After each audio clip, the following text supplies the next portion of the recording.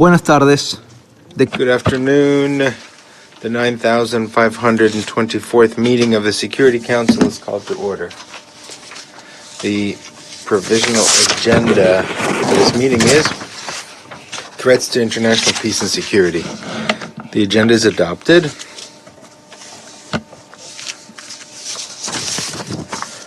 In accordance with the Rule 39 of the Council's Provisional Rules of Procedure, I invite the representative of Ukraine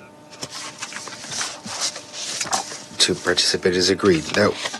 That was in accordance with the Rule 37. Now, in accordance with Rule 39, this Council Provisional Rules of Procedure, I invite Mr. Khalid Khiari, Assistant Secretary General for Middle East, Asian Pacific, and the Departments of Political and Peace-Building Affairs and Peace Operations to participate in this meeting.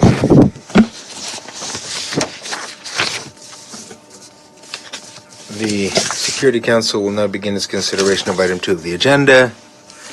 I now give the floor to Mr. Khalid Khiari. Mr. President, members of the Security Council, as feared, the 2-year cycle of death and destruction on full display during the Russian Federation's large-scale attack on Ukraine yesterday, which at the last count killed at least 39 Ukrainian civilians, has further escalated overnight. According to the Russian authorities, as a result of Ukrainian missile and rocket strikes on the city of Belgorod, which lies 30 kilometers from the Ukrainian border, at least 18 civilians, including 2 children, were reportedly killed. At least 100 others, including 15 children, were reportedly injured.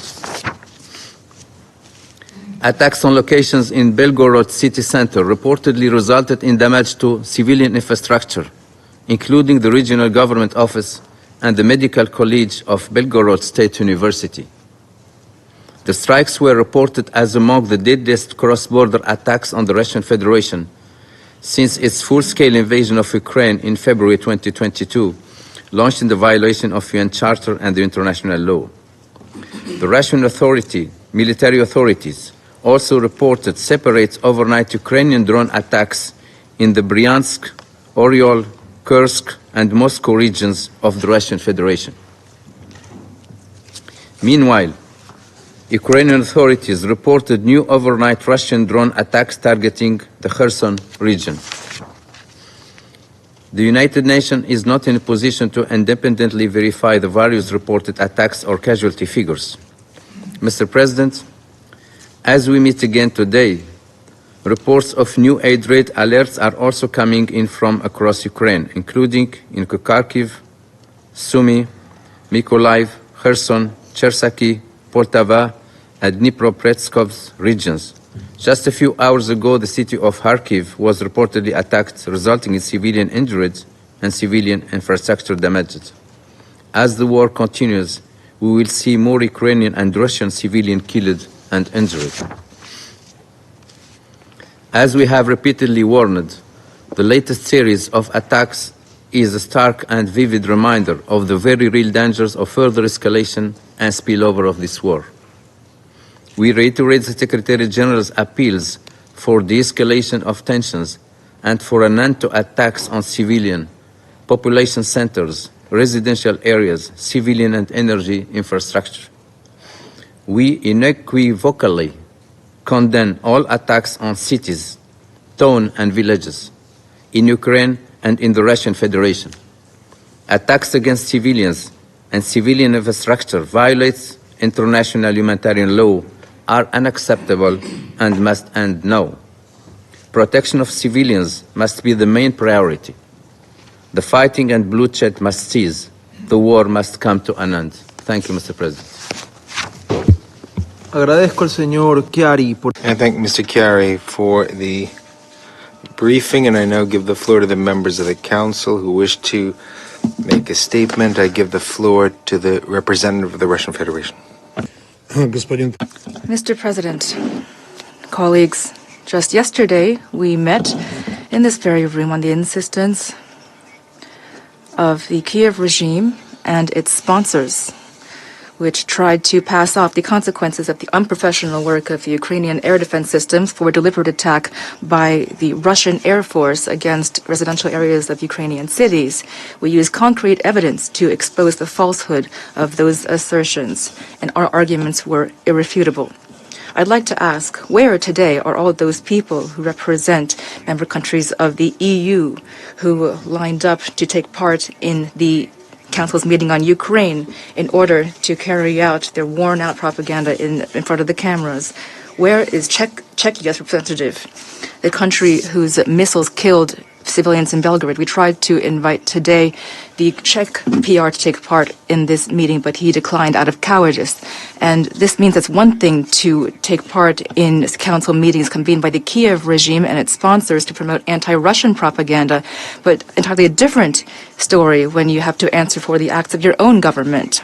I'd like the citizens of Czechia, as well as other Western states, the vast majority of which are not hostile to Russia, to understand where their money is going and what crimes their governments are complicit in. Where is the Polish representative? Poland, the country where yesterday we were told about a missile that flew over their territory. 500 soldiers from the Lublin province unit tried to find the debris and could not find it. Where is the EU today? There's no use pretending. Brussels, together with Washington and London, as well as most of the EU countries, are complicit in the crimes committed by the gang in Kiev. Today, Security Council members have a chance to fulfill their duty and to objectively assess what happened a few hours ago, the terrorist attack by the Kiev regime against a civilian city of Russia, Belgorod. The city's center and residential areas were shelled using cluster munitions from MRLS from the border city of Volchansk in Kharkov region. Here's a link to a video posted by residents of Belgorod showing the approaching missile. I'd like to point out this is not just debris. This is clearly an actual missile. And here is a QR code linking to the outcome of this attack. One of the goals of the Ukrainian missiles, the targets, was a sports complex called Dynamo in Belgorod, where there was a children's gymnastics class taking place. Another target was an ice rink in the city center, where there were parents and children. Ukrainian terrorists also attacked the Belgorod State University. In order to increase the number of casualties of the terrorist attack, they used cluster munitions, including 2 Olha missiles with these prohibited cluster munitions, as well as Vampire missiles produced by Czechia. And thus, we're seeing a deliberate, indiscriminate, combined attack against a civilian city. I'd like to once again emphasize, we're not looking at a strike on a military target which just happened to kill civilians. This is a deliberate act of terrorism that was targeting civilians. As a result of this carefully planned out shelling of the central part of the city, as of today, 18 people have died, including 3 children. 108 are injured, 5 children and 12 adults are in critical condition. We have heard reports that the UK and American consultants took direct part in organizing this terrorist attack, and they regularly encourage the Ukrainian government to carry out bloody crimes. Responsibility for these crimes is also borne by EU countries, which directly and irresponsibly continue to supply the Ukrainian ruling elite with weapons. President, we're quite familiar with this narrative that we will hear today, that this would never have happened if we had not begun our special military operation in February of last year. That's a lie, ladies and gentlemen. We began our SMO in order to stop what the Kiev regime was doing in Donbas, 8 years of shelling their own cities and towns with impunity. But you did not want to understand or acknowledge this. This is only possible by defeating this terrorist regime, which is now using terrorist methods against their own as well as Russian citizens. The shelling of towns in Donbass, Kherson, and Zaporozhye regions, Crimea, and other Russian regions, the ruthless, indiscriminate killing of civilians demonstrate the death throes of this Zelensky regime, which is plunged into terrorism, lawlessness, corruption, and cynicism. This neo-Nazi regime that is trying, with its futile rage, to carry out the bidding of its Western hosts to kill as many Russians as possible. All those responsible for this and other Kiev crimes will be punished inevitably. And we call on all responsible governments and international bodies to decisively condemn this brutal terrorist attack carried out using cluster munitions that are banned in most Western countries, and publish themselves from the Kiev regime and their Western sponsors that have carried out these crimes. We are surprised by the silence of the SG in this regard. Instead, from the UN, we only hear vague statements from the press spokesman of the SG, who simply commented on this by saying that these attacks ought to be condemned. The silence against this unbridled attacks by the Nazis and their collaborators and the so-called civilized democracies are clearly shown by their bloody actions. And Belgrade was picked as a target on purpose by the Nazi regime in Kiev. As we know, in recent weeks, the Ukrainian Nazis have lost a great deal of ground near Donetsk, where for 9 years they have been shelling residential areas of the city. We have liberated Mariinka, and the Nazis have been expelled from Avdiivka. The Russian army is expelling Ukrainian fighters throughout the contact line, and now these nationalists are seeing corpses of untrained soldiers piling up. And in Kharkov, the situation is different for now. We were going to correct that, as we already announced. One of the target goals of our SMO to demilitarize Ukraine is to eliminate the threat coming from territories bordering on Russian regions, including those that joined Russia after the beginning of the SMO. And as the more threats there are to us, the more firmly we will act. This should be clear to everyone. And those of us who called for negotiations, you got the response yesterday from the advisor of the Office of the President of Ukraine, Mr. Podolak. He said there will be no negotiations, not in the conventional sense of the word. There will be ultimatums addressed to the Russian Federation at the highest level, and Russia will accept them. End of quote. That is what is meant by negotiations in the minds of the ringleaders of the Kiev regime. They, just as Hitler in 1943-44, are convinced of their invincibility and the belief that the West will ultimately save their skins. Yesterday, the representative of the Kiev clique, sitting behind the name of the Ukrainian Socialist Republic, tried to moralize and admonish us about the lack of consciousness. The Kiev regime prides itself that it was one of the initial members of the UN, bashfully hushing up the fact that it was only thanks to Comrade Stalin, who, bearing in mind the huge contribution to victory of Belarus and Ukraine and the number of victims during the Second World War, insisted that they become members of the UN. Stalin, who the Kiev Ukrainian nationalists loathe, in fact, acquired Western lands for Ukraine, which had not been a part of Ukraine for centuries. All this, of course, has been forgotten by the Kiev authorities. They have a different history now. Their heroes are convicted war criminals at the Nuremberg trial. They are, in fact, the admirers and collaborators of Adolf Hitler.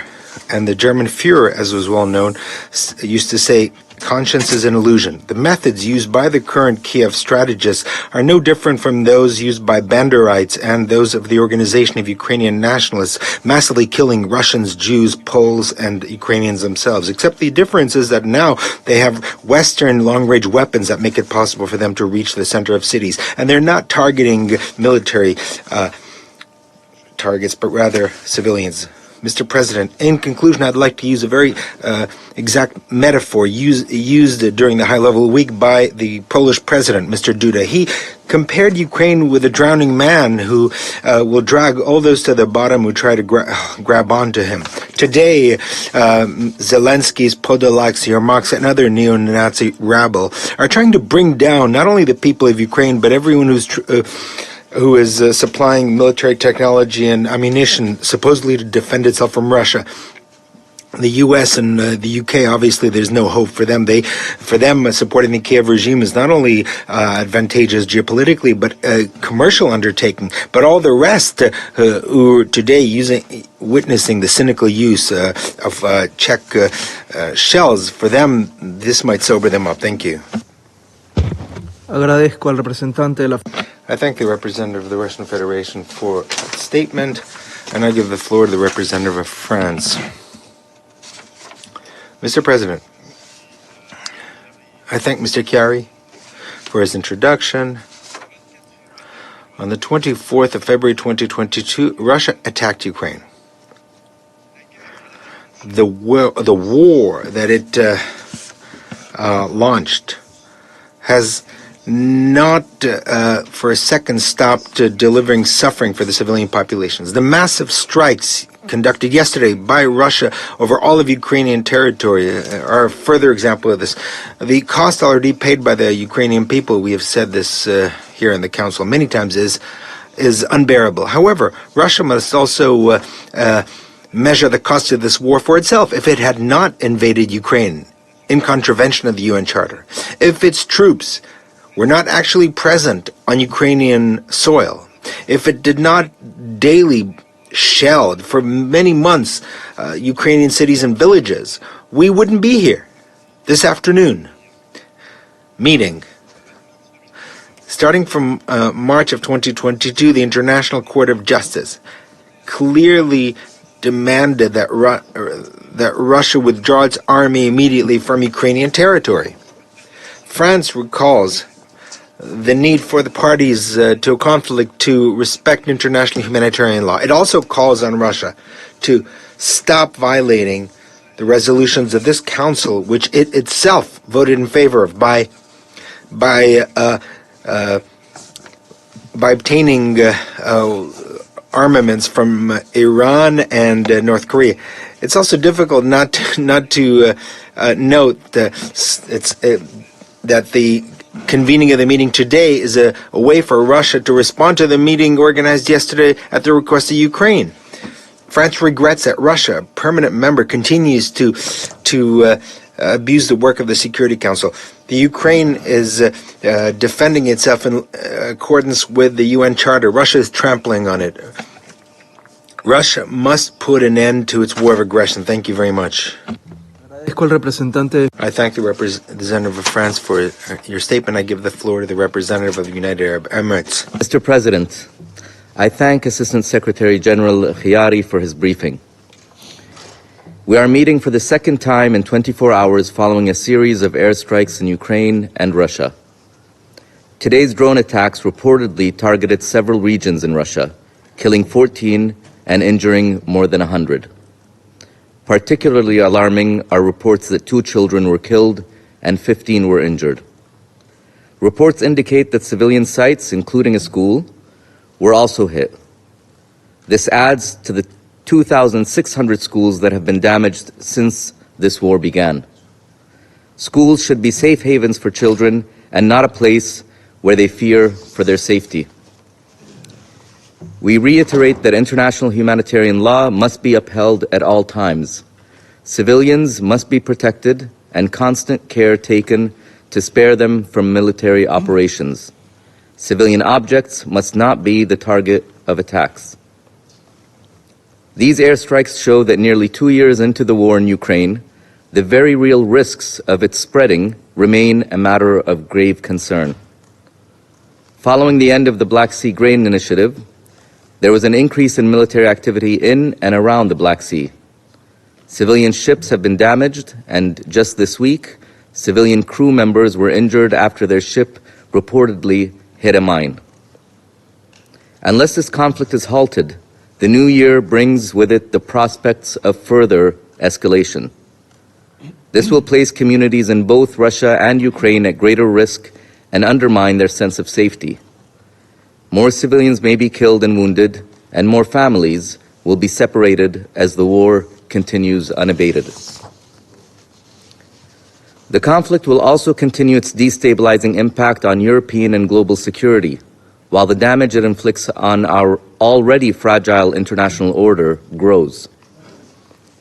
This past day has underscored both the potential for matters to spin out of control and the urgency of the war's resolution through diplomacy.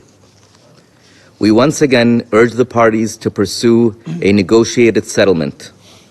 The worst of this war is managed and contained until it is not. Those are risks that the parties, the region, and the international community cannot afford. The UAE supports dialogue and diplomacy to achieve a just and sustainable peace in Ukraine. We support all serious efforts to end this war in a manner that preserves Ukraine's sovereignty, independence, and territorial integrity in line with the UN Charter. Thank you, Mr. President. Agradezco al representante. I thank the representative of the United Arab Emirates for your statement. I now give the floor to the representative of the United Kingdom. Thank you, President, and I thank Assistant Secretary General Chiari for his briefing today. President, the United Kingdom deeply regrets any civilian deaths in conflict, wherever they happen, and particularly where children are involved. We are committed to upholding international humanitarian law, and we remind all parties to conflicts everywhere of their obligations. We are also committed to upholding the UN Charter and its principles of respect for sovereignty and the right to self-defense. Yesterday, we discussed Russian airstrikes on civilians in Ukraine. Today, Russia has called this meeting to discuss Ukrainian strikes in Russia. Russia is attempting to draw equivalence. But let's be absolutely clear. There are hundreds of thousands of Russian soldiers in Ukraine. There is not a single Ukrainian soldier in Russia. The war in Ukraine is an invasion started by Russia, a fact that no amount of disinformation can obscure. President, first Russia blamed Ukraine for these strikes. Then it tried to demand that Czechia appear before this council. Now the Russian ambassador is blaming the UK, the US, and the EU. If Russia wants someone to blame for the deaths of Russians in this war, it should start with President Putin.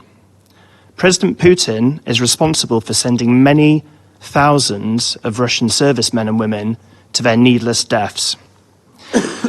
In 2022, President Putin claimed his invasion was to stop a supposed genocide in the Donbass. The International Court of Justice rejected this and ordered Russia immediately to end its invasion. Russia's real objectives were revealed when it attempted the illegal annexation of further Ukrainian territory. And the UN membership rejected this and repeatedly demanded that Russia end its invasion and withdraw. As we discussed yesterday, having failed to defeat Ukraine militarily, Russia has now turned to indiscriminate attacks on civilians. The death toll from this week's attacks across Ukraine, the largest since the war started, continues to rise. Innocent children were among the casualties here too. In total, over 10,000 civilians, including more than 560 children, have been killed, and over 18,500 have been injured in Ukraine since 24th of February 2022.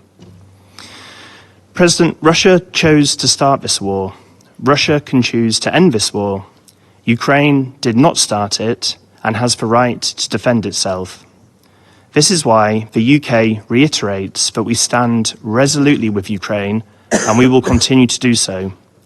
So we call on Russia, again, to respect the UN Charter, to end this war, and to withdraw its forces from Ukraine. Thank you, President. I thank the representative of the United Kingdom for your statement, and I now give the floor to the representative of Japan. Mr. President, thank you for coordinating to convene this meeting. I also thank ASG Chiari for his briefing. Mr. President, we recall that indiscriminate attacks on innocent civilian populations constitute a war crime. We condemn all violations of international humanitarian law and violations and abuses of human rights, and call upon all parties to strictly abide by international humanitarian law. We underline that there can be no impunity for war crimes and other atrocities. The international community must hold those responsible accountable in accordance with international law. Mr. President, we should not lose sight of why on earth we are gathering here today. This situation would not have happened in the first place if Russia had not started its illegal aggression against Ukraine. As stated by the overwhelming majority of the UN General Assembly, Russia's aggression is a clear violation of international law, including the UN Charter. As we have repeatedly made ourselves clear, including during the Security Council meeting yesterday, Japan will continue to stand with Ukraine until the day when a comprehensive, just, and lasting peace in Ukraine that will uphold all the purposes and principles of the UN Charter is realized. Once again, we urge Russia to withdraw immediately and unconditionally from the internationally recognized borders of Ukraine. Japan has been and will continue to stand in solidarity with the people of Ukraine as long as it takes. I thank you. Agradezco al representante. I thank the representative of Japan for your statement, and I now give the floor to the representative of Malta. President, and I also thank ASG Chiari for his briefing. Thousands of civilians have been killed since the beginning of Russia's war of aggression against Ukraine. Thousands more have been injured, maimed, and displaced. We express our condolences to all the victims of this senseless war and their families. Yesterday, Russia carried out another barbaric attack on several cities across Ukraine: Kiev, Lviv, Kharkiv, Odessa, and Dnipro, among others. It added to the tragic loss of lives and misery the civilian population of Ukraine has been forced to endure for 675 days. As Russia continues in its desperate efforts to justify the unjustifiable and to try to present itself as the victim, we continue to stress that wars have devastating, long-lasting, and far-reaching consequences. Meanwhile, the humanitarian situation in Ukraine keeps deteriorating. The most vulnerable, including women and children, are paying the highest price. The winter months and freezing temperatures will only compound existing hardships. We remain firm in our belief that to achieve a just and lasting peace, Russia must immediately cease all hostilities. It must unconditionally and completely withdraw from Ukraine. This is the only way forward. This is the only way to end the suffering that is impacting innocent lives on both sides. This should have been the focus of today's meeting. Until then, Ukraine has the right to defend itself from Russia's aggression, as enshrined in Article 51 of the UN Charter. It has the right to rely on its allies to do so. It has the right to protect its citizens, its borders, its sovereignty, and its territorial integrity, just like any other member of this organization. I thank you.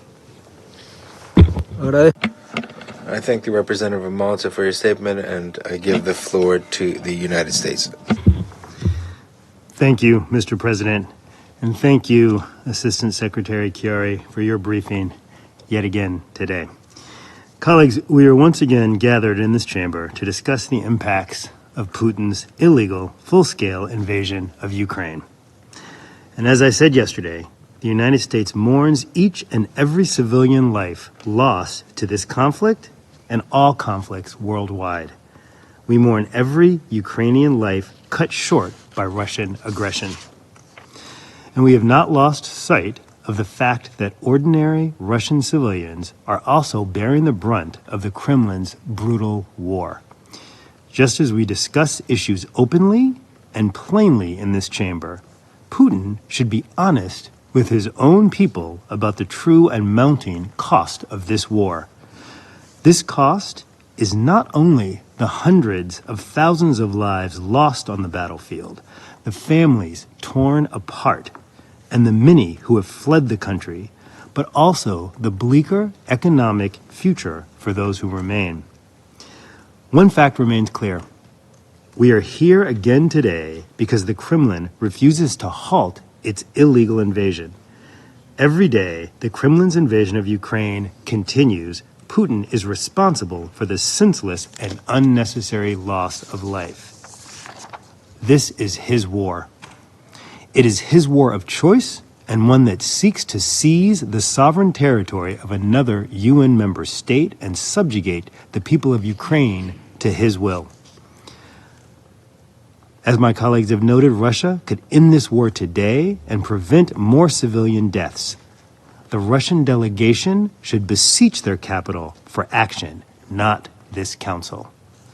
As long as Russia persists, the United States will support Ukraine's effort to defend itself, in line with Article 51 of the UN Charter and consistent with its obligations under international humanitarian law.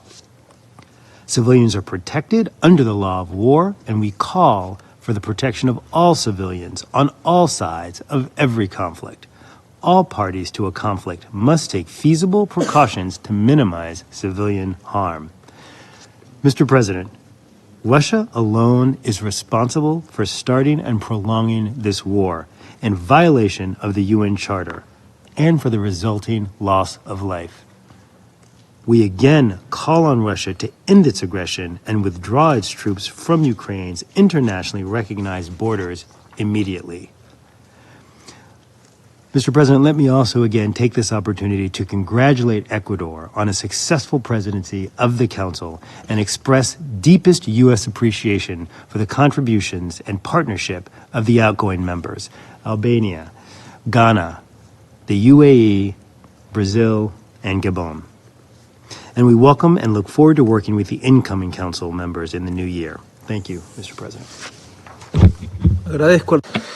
I thank the representative of the United States for your statement. I now give the floor to the representative of Brazil. Thank you, Mr. President. I also thank Assistant Secretary General Chiari for his briefing. For almost 2 years, Brazil has consistently warned about the immense cost of human lives in the conflict in the Ukraine. The deaths recorded in Belgorod illustrate once again the suffering imposed on civilians on both sides of the front line. Many Brazilian nationals actually live and study in the region. Brazil expresses its solidarity with the families of all victims and with all those injured in the attack. It is essential and urgent to de-escalate, create conditions for dialogue and begin negotiations for a lasting peace, taking into account the purpose and principles of the UN Charter and the legitimate security concerns of all parties. The increasing flow of weapons into the conflict will only fuel more violence and will not contribute to ending it. The end of the war is the only way to prevent such incidents from recurring week after week.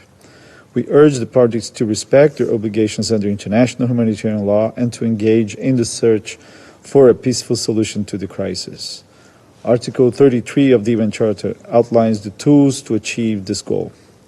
Strict adherence to the roadmap laid out by the founders of this organization is a duty of all members of the international community. Thank you. I thank Brazil for your statement, and I give the floor to Albania. Thank you, Mr. President. I also thank Assistant Secretary General Chiari for his briefing. Yesterday, the Council held an urgent meeting to condemn the simultaneous air missiles attacks of the Russian army against the civilians in Ukraine. We heard Russia explain once more that their 158 missiles of all kinds did not cause any harm to anyone, and that all the innocent victims, 39 by today's account, were caused by Ukraine's defense systems. One must be totally immune to absurdity to believe that such high degree of fallacy. According to the UN count, there are now more than 20,000 civilian casualties caused by Russia in Ukraine, and we have never heard Russia express any concern. On the contrary, they continue to blame victims for being attacked mercilessly. Today, Russia has called this mirror meeting to express its concern for the civilians who lost their lives in Belgorod. We don't know yet exactly the dynamics of the event, but we regret every casualty among civilians, whether they are Russians or Ukrainians. Colleagues, let's not get distracted by the narrative that has long shown its limits. While we deplore any innocent loss of life, the core issue has been, is, and remains that Russia wanted this war, planned for it, executed it, by all accounts, is the sole responsible for the consequences that this war is causing. Had there been no aggression, there would be no victims, no crimes, no destructions, no such ridiculous efforts to convince the world that Ukraine started the war, that Ukraine is killing its own people, and that Russia is doing what it can do to stop it, and finally, that black is white. Russia's attempts to distort the reality by portraying international solidarity with Ukraine as the cause of this crisis is nothing short of a fallacious narrative. It is, in fact, the consequence, the result of its own actions, of its own policy. We vehemently oppose the Kremlin's sinister objective to dismantle Ukraine and subjugate its people through the relentless use of military force and propaganda. We will continue to support Ukraine to defend its territory and its freedom, just like every country would do. At the same time, we will not tire of seeking a peace, a just peace, in line with UN Charter, and which respects the sovereignty, the territorial integrity of Ukraine within its internationally recognized borders.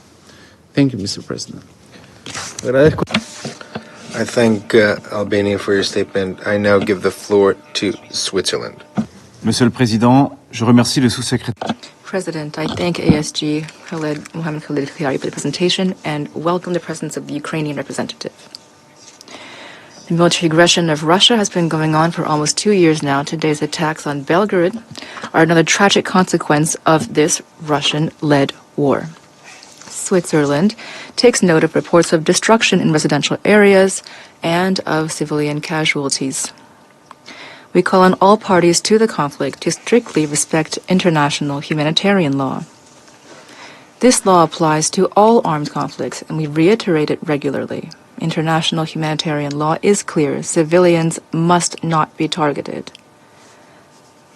As we heard in this chamber yesterday, Russia has launched one of its heaviest waves of missile and drone attacks in several regions of Ukraine in recent days since the beginning of the military aggression, causing numerous fatalities. According to the OHCHR, these attacks have caused considerable damage to a wide range of civilian infrastructure, including apartment buildings, a maternity hospital, schools, kindergartens, parks, a metro station, a shopping mall, and energy infrastructure. In addition to direct casualties, these attacks exacerbate the suffering of the population, especially during harsh winter conditions. And yet Russia continues its strikes against Ukraine, as seen tonight in the Kharkiv region and other parts of eastern and southern Ukraine. These attacks must stop. To prevent further civilian suffering, de-escalation is essential. For this reason, we once again call on Russia to cease all combat operations and withdraw its troops from Ukrainian territory without delay. Switzerland will remain committed to a comprehensive, just, and lasting peace in Ukraine in accordance with the UN Charter, international law, and General Assembly resolutions. Thank you. Agradezco al representante de Suiza. I thank Switzerland for your statement. I now give the floor to the representative of Gabon. Monsieur le Président. Mr. President, I thank the ASG Khiari for his briefing, and I welcome Ukraine to this meeting. Mr. President, this council met yesterday and is meeting again this afternoon due to the intensification of a war which every day imposes upon humanity the risk of a disaster with irreversible consequences. All of our meetings ought to focus on seeking solutions to end the war in Ukraine. This war has already caused far too many deaths, destruction of civilian infrastructure, and international environmental and economic consequences. My country reiterates that populations and infrastructure, civilian infrastructure, must not be targeted by armed attacks. And we call on the warring parties to strictly comply with international humanitarian law. We are deeply concerned by the developments of the last few days, especially the increasing number of drone attacks, which not only deepen the terrible cost of the war, but also risk expanding the theater of hostilities. The massive attack on Belgrade yesterday and the deadly attacks on Kiev, Kharkiv, and other cities in Ukraine, President, reflect a deadly violence that could expand the scope of the fighting. My country once again rejects war and calls on all parties to stop all military escalation and all actions that could further deepen hostilities. It's time to end the war in Ukraine. Mr. President, this council is intended to support security. It must live up to its name in each of our meetings. Our efforts ought to converge toward seeking a solution to conflicts, not to justify conflicts. My country is ending its term as a non-permanent member of the Security Council. Therefore, I'd like to reiterate our commitment to peace and peaceful settlement of disputes against the use of force. My country will continue unwaveringly to support peace and stands with those who propose alternatives to the language of war. We must end this war as soon as possible. The peoples of the world expect the Security Council to take tangible action to end this conflict. Thank you, President. I thank the representative of Gabon for your statement. I now give the floor to the representative of Mozambique. Monsieur le Président, I thank you for convening this briefing. I also wish to thank Mr. Khaled Kiari, Assistant Secretary General, for the information he just shared with us. I do acknowledge the presence in this room, the representative of Ukraine. Monsieur le Président, we are very concerned over the recent reports on the attacks in Belgrade. Regrettably, this is an additional sign of how violence is escalating in the conflict between Russia and Ukraine, which poses a serious threat to peace and security at local, regional, and international level. The detrimental consequences of this conflict, such as the loss of human lives and the grave humanitarian situation, destruction of properties and public infrastructures, tend to worsen day by day on the ground. Mozambique once again called for the parties to pave for a more pondered, constructive, and peaceful approach leading to an end of the ongoing bloodshed and for the cessation of hostilities.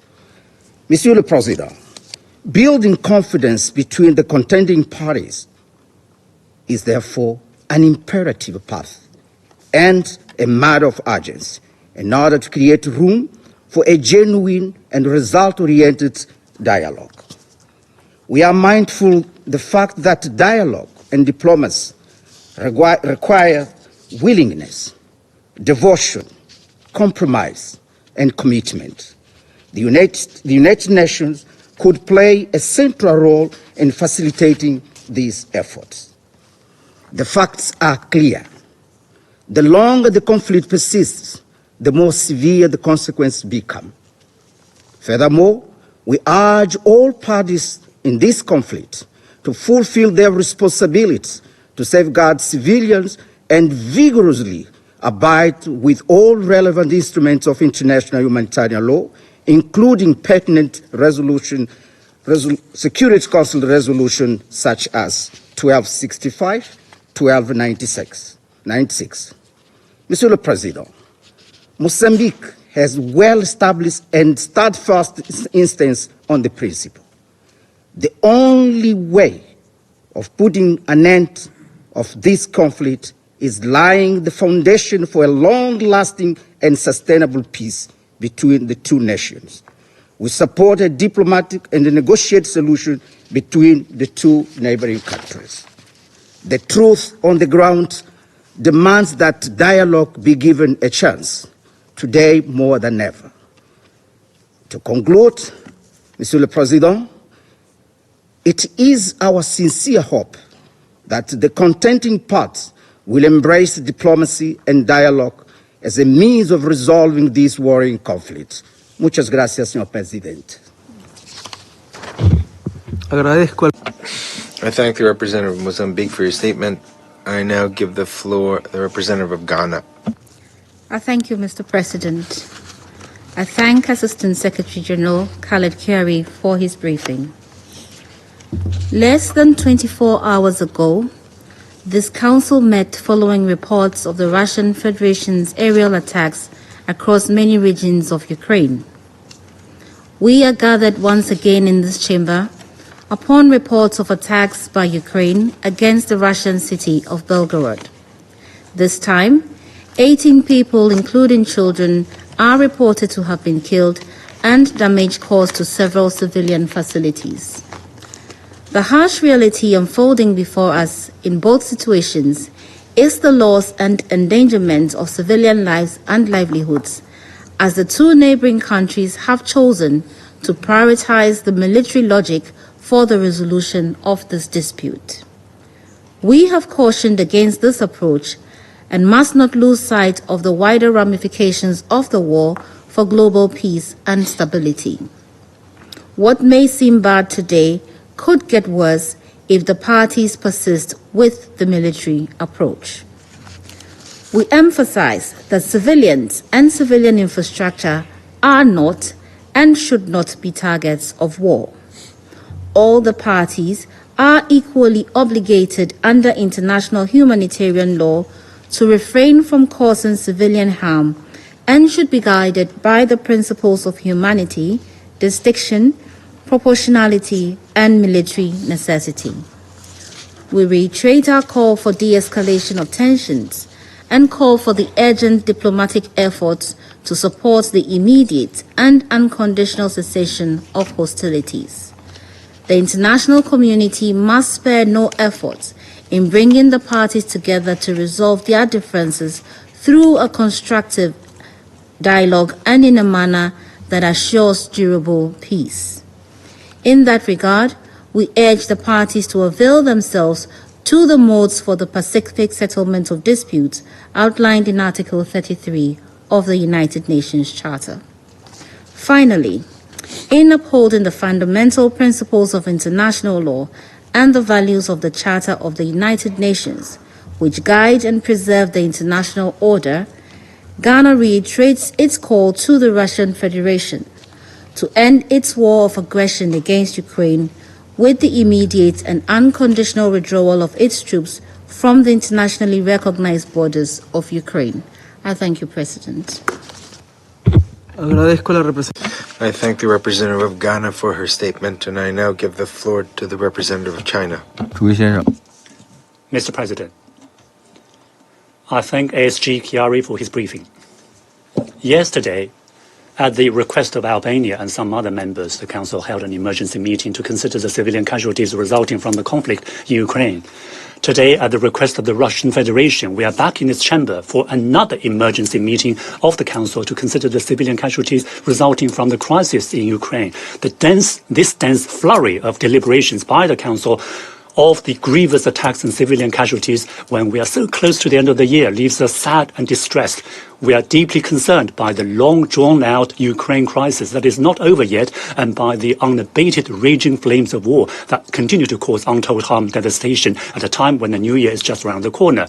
There are no winners in any conflict or war. Conflict and war cause nothing but profound suffering to innocent people and tremendous damage to regional peace and stability that will only exacerbate the existing difficulties for global economic development, especially for developing countries implementing the 2030 Agenda for Sustainable Development.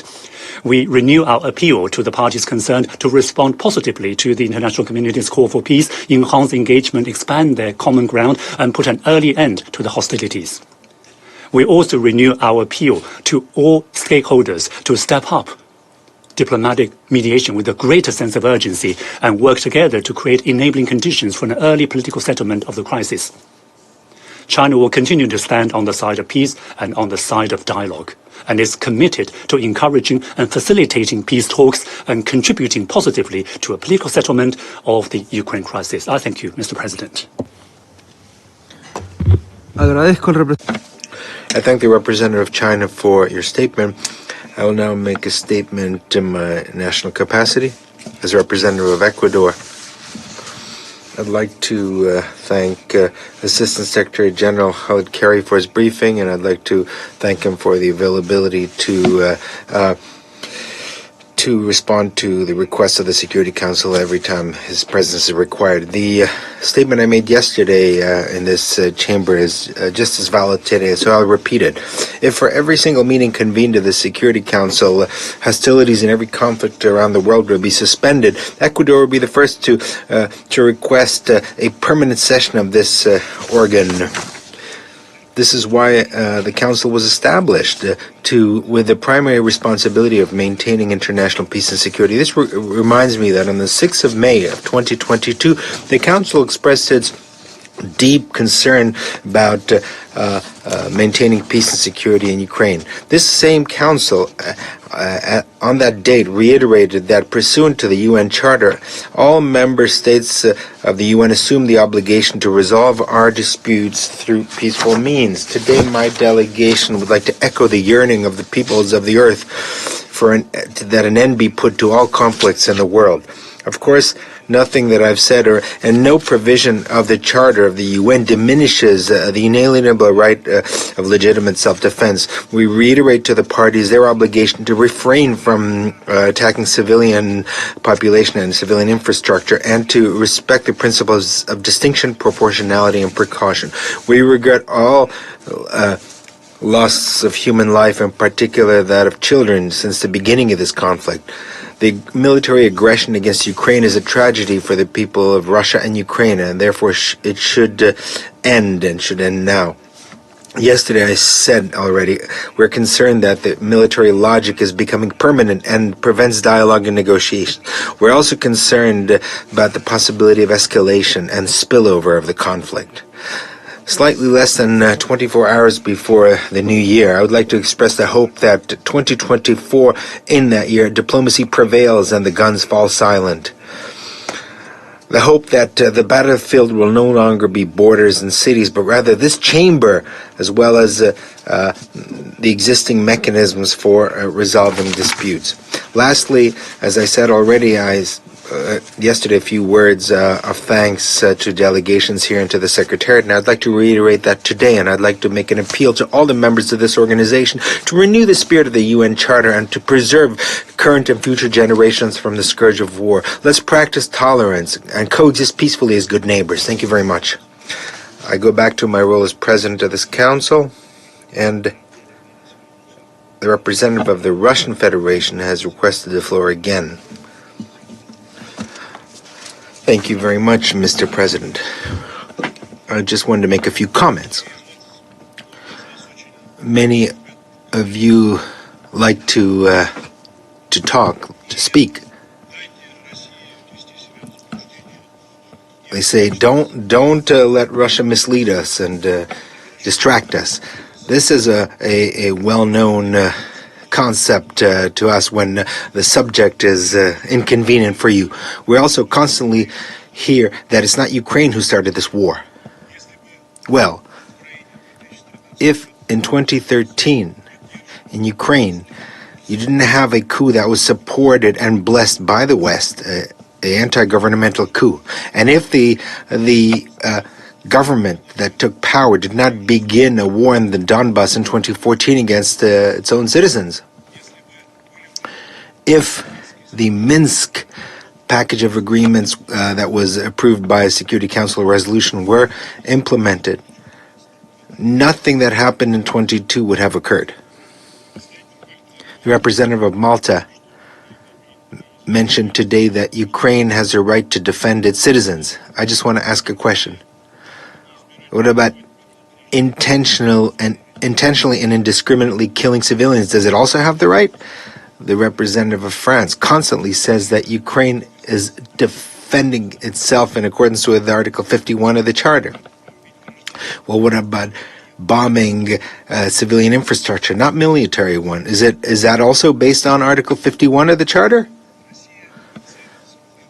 Russia does not target peaceful Ukrainian civilians, no matter how many times we keep repeating it. We are only targeting military infrastructure. Nor do we intend intentionally shoot weapons or target civilians. Look at statements by Ukrainian neo-Nazis in the social media, how much glee and gloating they express at the killing of peaceful civilians. You won't see anything similar in Russian social media about Ukrainian civilians. You can't even imagine how people in Russia and those in Ukraine who don't support the Kiev regime, how disgusted they are when they hear your cynical statements. You should be ashamed, ladies and gentlemen. Agradezco al representante. I thank the representative of the Russian Federation. I now give the floor to the representative of Ukraine.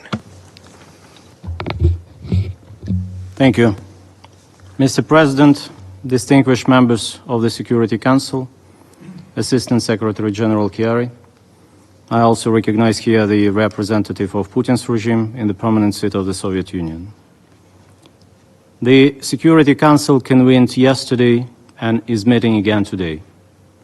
And you should be ready to meet tomorrow, today after tomorrow, every day that the Russian war against Ukraine lasts. Because as long as this war, unleashed by the Kremlin dictator, endures, the toll of death and suffering will continue to grow. Yesterday, the delegation of Ukraine informed the Council of the devastating outcomes of Russian missile and drone attack which happened that day. Unfortunately, the number of casualties of that attack has increased. Today, 8 more bodies were retrieved from the rubble of a storage facility hit yesterday by a Russian missile in Kiev. 1 more victim of the Russian attack died today in Odessa. And as Ukraine is still recovering from yesterday's horrendous strike, new waves of Russian terror persist. Just hours ago, as was mentioned by Assistant Secretary General, Russia again terrorized Kharkiv with S-300 missiles, hitting a residential building and a hotel. Since this morning, a number of cities and villages in Ukraine have come under Russian fire. Dnipro, Nikopol, Vysha Tarasivka in Dnipropetrovsk region, Kharkiv, Vovchansk, Kupiansk, and Velika Shpakivka in Kharkiv region, Mezhenivka in Sumy region, Kurakhove, Avdiivka, Selidove, Progress, Oleksandrove Kalynove, and Novoukrayinka in Donetsk region, Semenivka and Arkhipivka in Chernihiv region, Antonivka and Tomina Balka in Kherson region. I reiterate, this is the list of the settlements attacked today.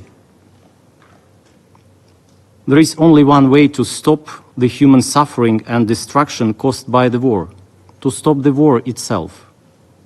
And it's baffling that such a simple idea, natural for any diplomat, eludes the minds of the members of the Russian delegation who identify themselves as diplomats. The Russian Federation should make the only just decision as outlined by the UNGA resolution of 23rd February 2023, principles of the Charter of the United Nations underlying a comprehensive, just and lasting peace in Ukraine. This decision can be made immediately by just one person in the Kremlin: to cease aggression, to withdraw troops from the territory of Ukraine, and to prepare for what usually follows the end of war: accountability and reparations. And once Russia's bloody war is over, there will be no more human suffering, no more civilian casualties in Europe, and no more reason for further Security Council meetings on this issue. I thank you. Agradezco al representante de Ucrania. I thank the representative of Ukraine for your statement. There not being any further speakers on the list, Once again, I want to express the sincere gratitude of the delegation of Ecuador to members of the Council and to the Secretariat for the support that they've provided to us, especially the members of the technical team, conference officers, interpreters, translators, verbatim officers, and everyone else for your professionalism and readiness to serve. I wish you a prosperous 2024 and wish you happy holidays. The meeting is adjourned.